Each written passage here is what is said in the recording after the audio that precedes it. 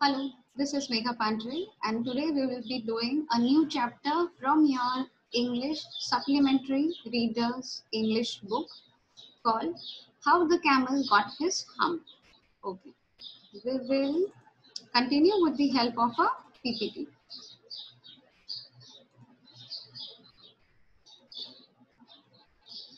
How the Camel Got His Hump by Rudyard Kipling. Now, this story is about a camel, how the camel got his hump. Is a humorous fictional story by Rudyard Kipling. The story began in the past when our world had just formed. In those days, animals had just started to work for humans. Okay, now here reading and the explanation together. In the beginning, when the animals were just beginning to work for men. Now, this is a time period when the animals have just started to help humans for their daily activities. There was a camel and he lived in the middle of a howling desert because he did not want to work. And there was a camel in the middle of the desert and he did not wanted to work. He just sat in the middle of the desert. He ate sticks and thorns and prickles, and when anybody spoke to him, he said hum and no more. And these are the number of things he used to eat in the desert, and then said any other word, instead just hum.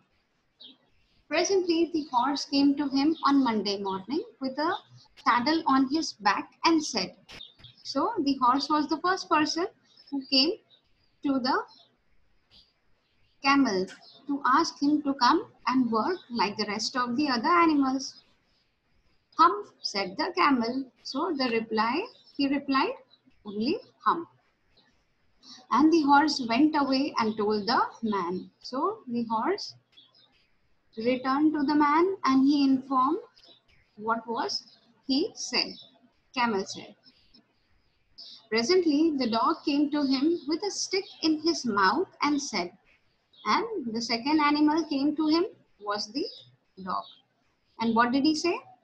Camel, oh camel, come and fetch and carry like the rest of us.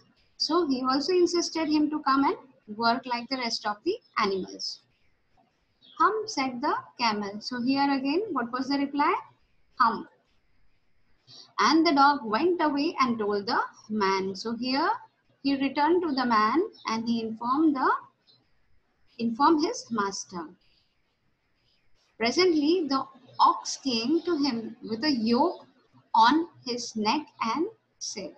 So this is called yoke. And what did he say? So the ox again insisted the camel to come and work like the rest of us. So he asked him, camel, oh camel, come and plow like the rest of us. Thumb, said the camel. Again he replied, same. And the ox went away and told the man. So the ox informed the man. At the end of the day, the man called the horse and the dog and the ox together and said, "Oh three, I am very sorry for you, but that hump thing in the desert cannot work or he would have been here by now. So I am going to leave him alone and you must work double time to make up for it." And here this man called these three animals and he told them that instead of the camel, his work, you have to share his work and you have to work double. That made the three very angry and they held a panchayat on the edge of the desert.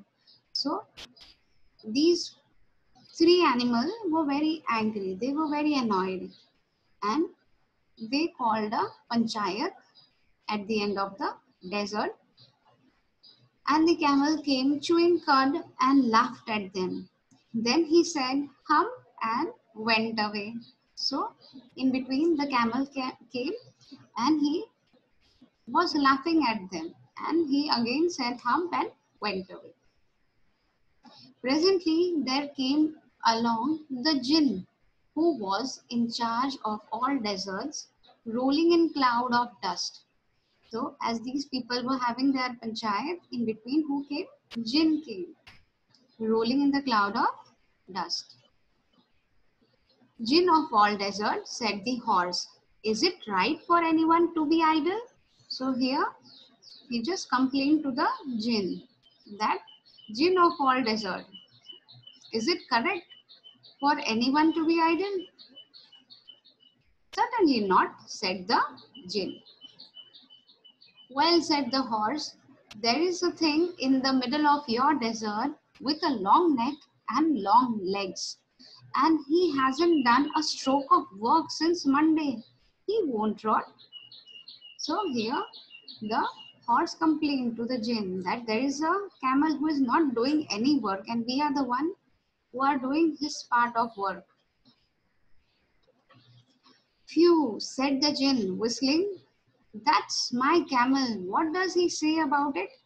So here jinn was very surprised. He says, hum and won't plow, said the ox. Very good, said the jinn. I'll hump him if you will kindly wait a minute. So this was the reply given by the jinn. The jinn rolled himself up in his dust cloak and took a walk across the desert and found the camel looking at his reflection in a pool of water. So he went straight to the camel. My friend, said the jinn, what's this I hear of your doing no work? So he just asked a question to the camel. Okay, why you are not doing any work? The jinn sat down with his chin in his hand while the camel looked at his own reflection in the pool of water. So here he was just waiting for the answer and he was staring at the camel. And here camel continued looking his own reflection into the pool of water. You have given the 3 extra work even ever since Monday morning on account of your idleness, said the jinn. And he went on thinking with his chin in his head. So although he was asking, the camel was not responding. So he was continuously, the jinn was continuously staring at camel. Hum, said the camel. I shouldn't say this again if I were you, said the jinn. You might say it once too often. I want you to work. So here he didn't expected him to repeat with the same answer, hum, and the jinn wanted him to work. And the camel said, hum again. But no sooner had he said it than he saw his back that he was so proud of, puffing up into a great big hump.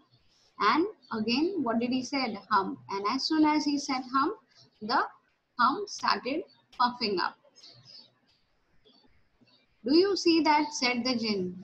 That's your very own hump that you have brought upon your very own self by not working. Today is Thursday and you have done no work since Monday when the work began. Now you are going to work. So here this was a kind of punishment which was given by the jinn to the camel for not working for these many days.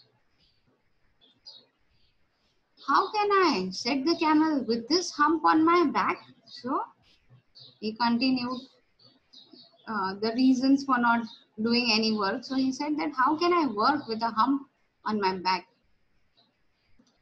That had a purpose, said the jinn, all because you missed those three days. You will be able to work now for 3 days without eating because you can live on your own hump.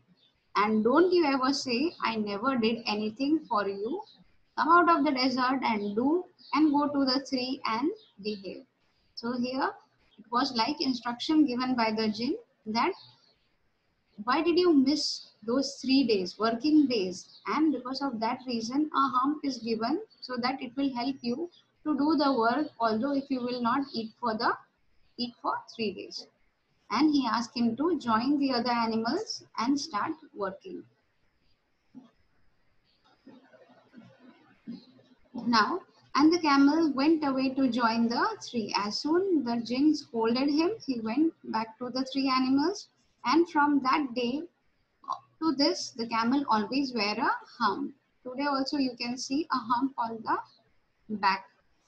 We call it hump now, not to hurt his feeling, but he has never caught up with the 3 days that misses, that he missed at the beginning of the world.